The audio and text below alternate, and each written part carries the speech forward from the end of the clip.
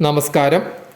ഒരിക്കൽ ദേവന്മാർ ലോകത്തിലെ സർവ്വവേദങ്ങളും തുലാസിലെ ഒരു തട്ടിലും മറുതട്ടിൽ മറ്റൊരു ഗ്രന്ഥവും വച്ച് തൂക്കി നോക്കുകയുണ്ടായി.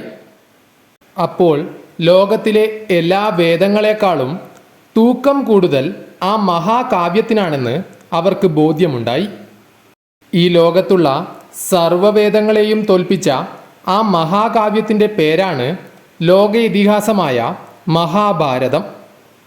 മഹാഭാരതത്തിൻ്റെ ഉത്ഭവം, ചരിത്രം, ഇന്ന് കാണുന്ന നിലയിൽ ഒരു മഹാകാവ്യമായി മാറിയതിൻ്റെ വഴികൾ എന്നിവയൊക്കെയാണ് ഇന്ന് നാം ചർച്ച ചെയ്യാൻ പോകുന്നത്. പുരാതന ഭാരതത്തിൽ അനേകം രാജവംശ പരമ്പരകളുണ്ടായിരുന്നു. അതിൽ പ്രമുഖ രാജവംശമായിരുന്നു ചന്ദ്രവംശം. ചന്ദ്രവംശത്തിലെ രാജാവായിരുന്നു ദുഷ്യന്ത മഹാരാജാവ്. അദ്ദേഹത്തിൻ്റെയും ഭാര്യ ശകുന്തളയുടെയും പുത്രനായിരുന്നു സർവദമനൻ. ഭാരതത്തിൻ്റെ ആദ്യ ചക്രവർത്തിയായിരുന്നു സർവദമനൻ. സർവദമനൻ്റെ മറ്റൊരു പേരാണ് ഭരതൻ. ആയതുപ്രകാരം ഭരതൻ ഭരിച്ച നാട് ഭാരതം എന്നറിയപ്പെട്ടു. ഭരതൻ്റെ പിൻതലമുറയുടെ കഥയാണ് യഥാർത്ഥത്തിൽ മഹാഭാരതം. ഭരത ചക്രവർത്തിയുടെ വംശത്തിൻ്റെ അഥവാ ഭാരത സാമ്രാജ്യത്തിൻ്റെ മൊത്തം ചരിത്രം തന്നെയാണ് മഹാഭാരതമെന്ന ഈ ബൃഹത് ഇതിഹാസം. മഹാഭാരതത്തിൻ്റെ കാതൽ എന്ന് പറയുന്നത് ഭരതൻ്റെ പിൻതലമുറക്കാരായ പാണ്ഡവരുടെയും കൗരവരുടെയും വൈര്യവും അതിനെ തുടർന്നുണ്ടായ കുരുക്ഷേത്ര യുദ്ധവുമാണ്. ഇന്നത്തെ ഡൽഹിയുടെ വടക്കു പടിഞ്ഞാറ് സ്ഥിതി ചെയ്യുന്ന കുരുക്ഷേത്രം എന്ന വലിയ മൈതാനത്തിൽ വച്ച് പാണ്ഡവരും കൗരവരും യുദ്ധം ചെയ്തത് BC 3136 കരുതുന്നത്. 18 ദിവസങ്ങളോളം നീണ്ടുനിന്ന മഹാഭാരത യുദ്ധത്തിൽ വിജയിച്ചത് പാണ്ഡവ പക്ഷമാണ്. കുരുക്ഷേത്ര യുദ്ധം ജയിച്ച് ഭരണത്തിലേറിയ പാണ്ഡവന്മാർ ഭാരതരാജ്യം ഭരിച്ചത് 36 വർഷമാണ്.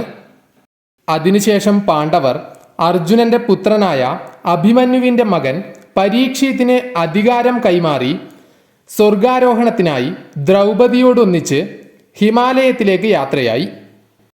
പാണ്ഡവരുടെ മരണത്തിന് ശേഷമാണ് വ്യാസൻ മഹാഭാരതം രചിക്കുവാൻ തുടങ്ങിയതെന്ന് പറയപ്പെടുന്നു. 3 വർഷത്തോളം എടുത്ത് ചിട്ടപ്പെടുത്തിയ ഗ്രന്ഥത്തിൽ 8800 ശ്ലോകങ്ങളാണ് ഉൾപ്പെട്ടിരുന്നത്. മഹാഭാരതത്തിൻ്റെ ഈ ആദ്യ രൂപം ജയ് എന്നറിയപ്പെടുന്നു. യഥാർത്ഥത്തിൽ വ്യാസനാൽ എഴുതപ്പെട്ടത് മഹാഭാരതത്തിൻ്റെ പ്രധാനപ്പെട്ട കാതലായ ഭാഗങ്ങൾ മാത്രമായിരുന്നു. വ്യാസമഹർഷിയുടെ ജയയിൽ നിന്നും ഇന്ന് കാണുന്ന മഹാഭാരതം എന്ന മഹത്തായ ഇതിഹാസ രൂപത്തിലേക്ക് എത്തിച്ചേരുന്നതിന് പല ദശാബ്ദങ്ങൾ എടുത്തു എന്നാണ് ചരിത്രകാരന്മാർ അഭിപ്രായപ്പെടുന്നത്. BC 3102 പാണ്ഡവരിൽ നിന്നും അഭിമന്യുവിൻ്റെ പുത്രനായ പരീക്ഷിത് അധികാരം കയ്യേൽക്കുന്നത്. അദ്ദേഹം 60 വർഷം രാജ്യം ഭരിക്കുകയും അദ്ദേഹത്തിൻ്റെ മരണശേഷം അദ്ദേഹത്തിൻ്റെ മകനായ ജനമേജയൻ BC 3042 രാജാവാവുകയും ചെയ്തു. തൻ്റെ പിതാവായ പരീക്ഷിത് മഹാരാജാവ് സർപ്പദംശനമേറ്റാണ് മരിച്ചതെന്നറിഞ്ഞ ജനമേജയന് സർപ്പങ്ങളോട് അടങ്ങാത്ത കലിയുണ്ടായി. തുടർന്ന് അദ്ദേഹം സർപ്പങ്ങളോട് പ്രതികാരം ചെയ്യുവാനായി സർപ്പസത്രം എന്ന യാഗം നടത്തുകയുണ്ടായി. ഈ യാഗത്തിൽ വച്ച് വ്യാസമഹർഷിയുടെ പ്രിയ ശിഷ്യനായ വൈശമ്പായനൻ വ്യാസമഹർഷിയുടെ നിർദ്ദേശപ്രകാരം ജയ ആഖ്യാനം ചെയ്യുകയും മഹാരാജാവായ ജനമേജയൻ്റെ അപേക്ഷപ്രകാരം ജയയിലേക്ക് മറ്റു ചില പ്രധാന വസ്തുതകളും കൂട്ടിച്ചേർക്കപ്പെടുകയുണ്ടായി. അങ്ങനെ ജയയിലേക്ക് മറ്റു ചില പ്രധാന കൂട്ടിച്ചേർക്കലുകൾ വന്നതിനെ തുടർന്ന് 8800 ശ്ലോകം എന്നതിൽ നിന്നും 24000 ശ്ലോകങ്ങളിലേക്ക് വിപുലപ്പെടുകയും അങ്ങനെ പിന്നീട് ഈ കാവ്യം ഭാരത സംഹിത എന്നറിയപ്പെടുകയും ചെയ്തു.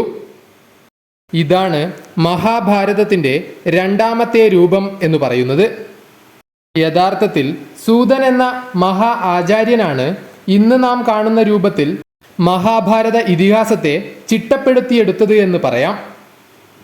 ഭാരതത്തിലെ അക്കാലത്തുണ്ടായിരുന്ന മഹാജ്ഞാനികളായിരുന്ന ഋഷിമാർ തത്വജ്ഞാന ചർച്ചകൾക്കു വേണ്ടി എത്തിയിരുന്ന പുണ്യകേന്ദ്രമായിരുന്നു നൈമിഷാരണ്യം. ഉത്തർപ്രദേശിലെ സീതാപൂരിൽ സ്ഥിതി ചെയ്യുന്ന നൈമിഷാരണ്യത്തിൻ്റെ ഇപ്പോഴത്തെ പേര് നിംസർ എന്നാണ്. നൈമിഷാരണ്യത്തിൽ വെച്ച് സുതൻ എന്ന ആചാര്യനാണ് 1,00,000-ൽ ഏറെയുള്ള ശ്ലോകങ്ങളായി മഹാഭാരതത്തെ മാറ്റിയെടുത്തത്. അതാണ് ഇപ്പോൾ നാം കാണുന്ന മഹാഭാരത ഗ്രന്ഥം. 18 പർവ്വങ്ങളുടെ അഥവാ അധ്യായങ്ങളുടെ സമാഹാരമാണ് മഹാഭാരതമെന്ന മഹത്തായ കാവ്യഗ്രന്ഥം. മഹാഭാരതത്തിലെ 18 പർവ്വങ്ങൾ ഇവയാണ്. 1-ാം പർവ്വമായ ആദ്യ പർവ്വത്തിൽ ചന്ദ്രവംശ രാജാക്കന്മാരായ പാണ്ഡുവിൻ്റെയും ധൃതരാഷ്ട്രരുടെയും കഥ പറയുന്നു.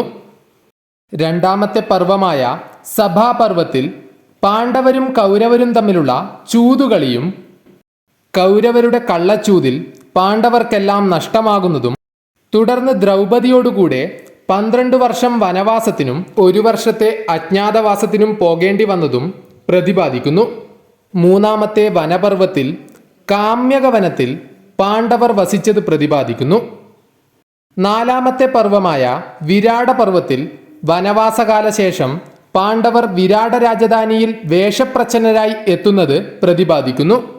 5-ാം പർവ്വമായ ഉദ്യോഗ പർവ്വത്തിൽ 12 വർഷം വനവാസവും 1 വർഷം അജ്ഞാതവാസവും നടത്തിയിട്ടും പാണ്ഡവർക്ക് അർദ്ധരാജ്യം കൊടുക്കുവാൻ കൗരവർ വിസമ്മതിക്കുകയും അങ്ങനെ ഒരു മഹായുദ്ധത്തിന് കളമൊരുങ്ങുന്നതും പ്രതിപാദിക്കുന്നു.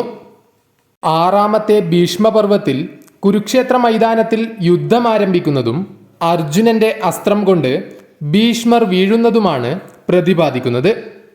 7-ാമത്തെ പർവ്വമായ ദ്രോണപർവ്വത്തിൽ കൗരവരുടെ സർവ്വസൈന്യാധിപനായ ദ്രോണാചാര്യർ വധിക്കപ്പെടുന്നു.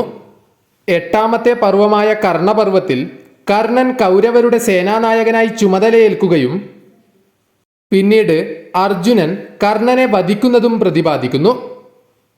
9-ാമത്തെ ശല്യപർവ്വത്തിൽ ശല്യർ കൗരവരുടെ സേനാനായകനാകുന്നതും തുടർന്നുള്ള ഭീമനും ദുര്യോധനനും തമ്മിലുള്ള ഗദായുദ്ധത്തിൽ ദുര്യോധനൻ വീഴുന്നതും പ്രതിപാദിക്കുന്നു. 10-ാമത്തെ പർവ്വമായ സൗപ്തിക പർവ്വത്തിൽ അശ്വത്ഥാമാവും കൂട്ടരും ചേർന്ന് രാത്രിയിൽ പാണ്ഡവ കുടീരം ആക്രമിക്കുകയും പാണ്ഡവരൊഴികെയുള്ള ബാക്കിയുള്ള പാണ്ഡവ പക്ഷത്തു നിൽക്കുന്ന പലരെയും വധിക്കുകയും ചെയ്യുന്നു. 11-ാമത്തെ സ്ത്രീപർവ്വത്തിൽ ഗാന്ധാരിയും സ്ത്രീകളും യുദ്ധത്തിൽ കൊല്ലപ്പെട്ട തങ്ങളുടെ ഉറ്റവരെ നോക്കിക്കൊണ്ട് വിലപിക്കുന്നതാണ് പ്രതിപാദിക്കുന്നത്.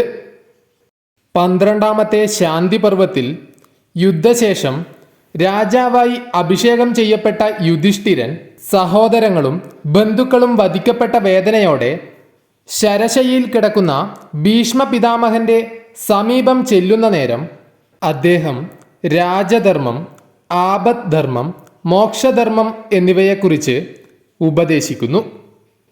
13-ാമത്തെ അനുശാസന പർവ്വത്തിൽ ധർമ്മപുത്രർക്ക് മരിക്കാതെ കിടക്കുന്ന ഭീഷ്മർ നൽകുന്ന ഉപദേശങ്ങളാണ്. ഈ പർവ്വത്തിൽ തന്നെയാണ് ഭീഷ്മ പിതാമഹന്റെ മരണവും പ്രതിപാദിക്കുന്നത്. 14-ാമത്തെ അശ്വമേധിക പർവ്വത്തിൽ ചക്രവർത്തിയായ ധർമ്മപുത്രർ നടത്തുന്ന അശ്വമേധവും മറ്റുമാണ് പ്രതിപാദ്യം. 15-ാമത്തെ ആശ്രമവാസിക പർവ്വത്തിൽ അന്ധനായ ധൃതരാഷ്ട്രരുടെയും ഗാന്ധാരിയുടെയും കുന്തിയുടെയും വിതുരരുടെയും വനവാസവും തുടർന്ന് അവർ കാട്ടുതീയിൽപ്പെട്ട് മരിക്കുന്നതുമാണ് പ്രതിപാദിക്കുന്നത്. 16-ാമത്തെ മൗസല പർവ്വത്തിൽ യാദവന്മാർ മദ്യപിച്ച് മതോന്മത്തരായി പരസ്പരം കലഹിക്കുന്നതും തമ്മിലടിച്ചു മരിക്കുന്നതും പറയുന്നു. കൂടാതെ ശ്രീകൃഷ്ണന്റെയും ബലരാമന്റെയും സ്വർഗാരോഹണവും ദ്വാരക കടലിൽ മുങ്ങിപ്പോകുന്നതും ഈ പർവ്വത്തിന്റെ പ്രതിപാദ്യ വിഷയമാണ്. 17-ാമത്തെ മഹാപ്രസ്ഥാനിക പർവ്വത്തിൽ അധികാരം പൗത്രനായ പരീക്ഷിത്തിനെ ഏൽപ്പിച്ചുകൊണ്ട് പാണ്ഡവർ 5 പേരും പാഞ്ചാലിയോടൊത്ത് സ്വർഗാരോഹണത്തിനായി ഹിമാലയത്തിലേക്ക് യാത്ര തിരിക്കുന്നതാണ് പ്രതിപാദിക്കുന്നത്. 18-ാമത്തെ സ്വർഗാരോഹണ പർവ്വത്തിൽ പാണ്ഡവരും അവരുടെ ബന്ധുക്കളും സ്വർഗത്തിലേക്ക് പ്രവേശിക്കുന്നതാണ് പ്രതിപാദിക്കുന്നത്. ഈ 18 പർവ്വങ്ങൾ കൂടാതെ ഹരിവംശമെന്ന ഒരു അനുബന്ധം കൂടി മഹാഭാരതമെന്ന ഇതിഹാസത്തിനുണ്ട്. മഹാഭാരതമെന്നത് ഭരതവംശത്തിന്റെ കഥയാണെങ്കിൽ ശ്രീകൃഷ്ണന്റെ വംശത്തിന്റെ കഥയാണ് ഹരിവംശത്തിൽ പ്രതിപാദിക്കുന്നത്. ലോകത്തുള്ള സർവ്വ ഭാഷകളിലേക്കും വിവർത്തനം ചെയ്യപ്പെട്ടിട്ടുള്ള ലോകപ്രശസ്ത തത്വജ്ഞാന ഗ്രന്ഥമായ ഭഗവത്ഗീത മഹാഭാരതത്തിൻ്റെ ഒരു ഭാഗം തന്നെയാണ്. യുദ്ധമുഖത്ത് സ്വന്തം ബന്ധുക്കളെയും സഹോദരങ്ങളെയും കൊല്ലേണ്ടി വരുന്ന ദുഃഖത്താൽ യുദ്ധത്തിൽ നിന്നും പിന്മാറാനൊരുങ്ങുന്ന അർജുനനോട് സ്വന്തം കർമ്മത്തെക്കുറിച്ചും ധർമ്മത്തെക്കുറിച്ചും ശ്രീകൃഷ്ണൻ പറഞ്ഞുകൊടുക്കുന്ന ഭാഗമാണ് ഭഗവത്ഗീത എന്ന് പറയുന്നത്. ഭീഷ്മപർവത്തിലെ 25 മുതൽ 45 വരെയുള്ള അധ്യായങ്ങളിലാണ് ഭഗവത്ഗീത ഉൾപ്പെട്ടിരിക്കുന്നത്. 6 അധ്യായങ്ങൾ വീതമുള്ള രാജയോഗം, കർമ്മയോഗം, ഭക്തിയോഗം എന്നീ 3 ഉപദേശ മണ്ഡലങ്ങളാണ് ഭഗവത്ഗീതയുടെ ഉള്ളടക്കം. ആന്തരികവും ബാഹ്യവുമായ വലിപ്പം കൊണ്ട് മഹാഭാരതമെന്ന ഇതിഹാസത്തെ പകരം വയ്ക്കാൻ മറ്റൊരിതിഹാസം ഇല്ല എന്നതാണ് വസ്തുത. മറ്റ് ഇതിഹാസങ്ങളായ ഒഡീസിയും ഇലിയഡും വലിപ്പത്തിൽ മഹാഭാരതത്തിനേക്കാൾ പിന്നിലാണ്. മഹാഭാരതം ലോകത്തിലെ പല ഭാഷകളിലും എഴുതപ്പെട്ടിട്ടുണ്ട്. മഹാഭാരതത്തിൽ പ്രതിപാദിക്കാത്ത യാതൊരു വിഷയങ്ങളും ഇന്ന് ഈ ലോകത്തിൽ ഇല്ല എന്നതാണ് വസ്തുത.